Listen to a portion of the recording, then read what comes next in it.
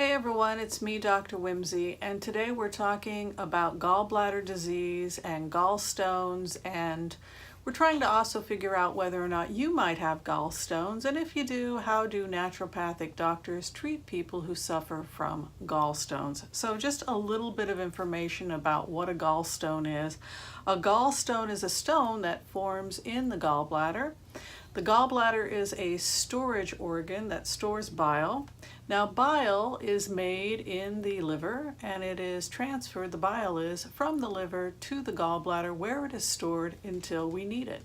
So what is inside of that bile? Well, bile contains bile salts, and those bile salts help us break down and digest fats. But it also contains broken down or conjugated bilirubin from dead red blood cells. Those get eliminated through the gallbladder. It contains cholesterol, which we are eliminating through the gallbladder, phospholipids, fatty acids, water, electrolytes, etc., etc. It contains some waste products also that have been metabolized by the liver, persistent organic pollutants, mercury. So what can happen is that these substances can form stones, and certain people are at risk for getting these stones. But specifically, there are a couple of different types of stones that can form. There are pure cholesterol stones, which are fairly rare.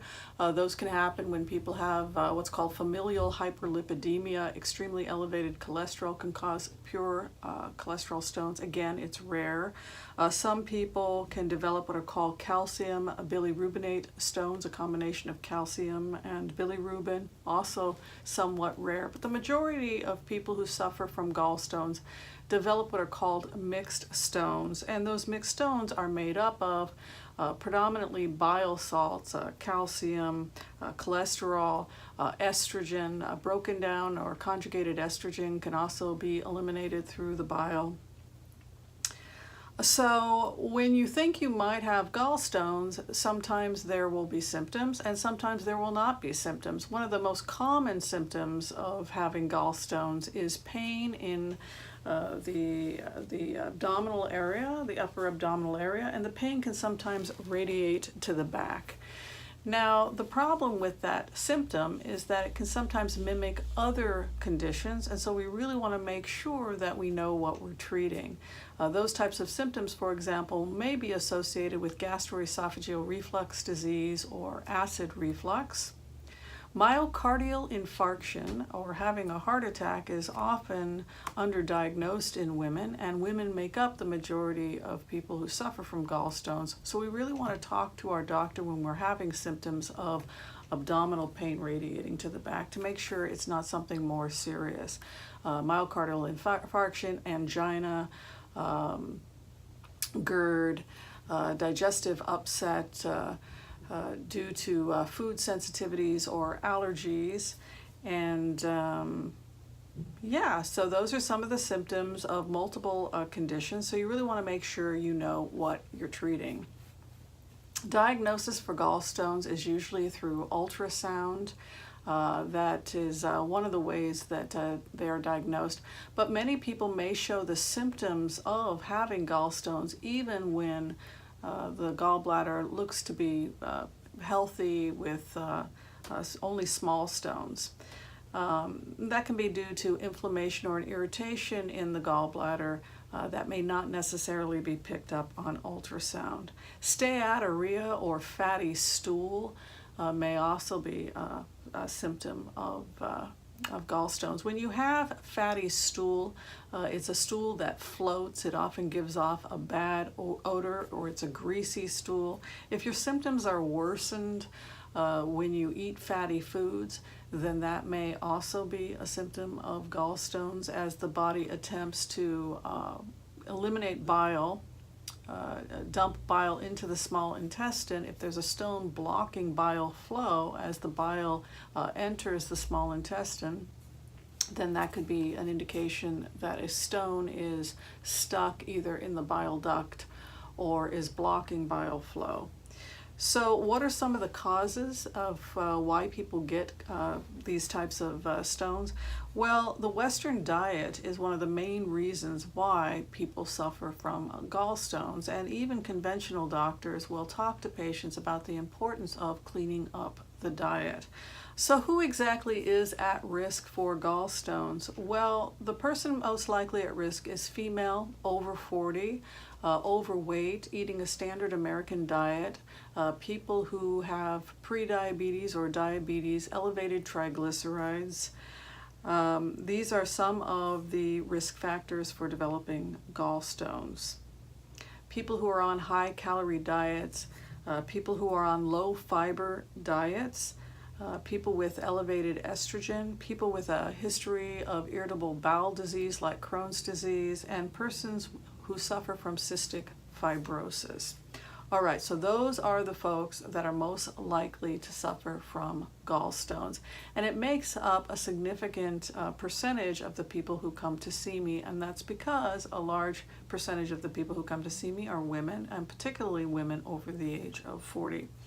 So what is the treatment plan for people who suffer from gallstones? Well, the first instinct that people have is that they want to go on highly restrictive diets, but actually we discourage that, because if you're on a highly restrictive diet, it may actually increase gallstones. Instead, we simply want people to be on a good diet, meaning a diet that is rich in nutrient-dense foods, or what we like to call the GBOMs. The GBOMs, we always like to talk to people about those. Those are the foods that are found to be the most nutrient-dense, and those are greens, beans, onions, mushrooms, berries, and seeds. So the nutrient-rich plant-based foods, low fat. We don't want to go non-fat. We want to make sure that you're having good fats, and those can be found in a predominantly vegetarian plant-based diet. We do know that people that are on whole foods vegetarian diets tend to be at lower risk for gallstones, and it's most likely because they're not only on a nutrient-rich diet, but they're probably also not experiencing as many challenges with weight, and their diet is higher in fiber, which helps eliminate cholesterol and bile from the body.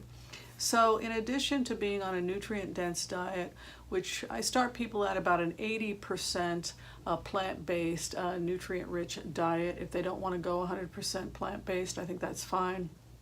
We do want to go with a low-fat, plant-based, about 80% plant-based diet. That would be a diet, as I mentioned, that's predominantly the nutrient-dense or superfoods, as I had mentioned.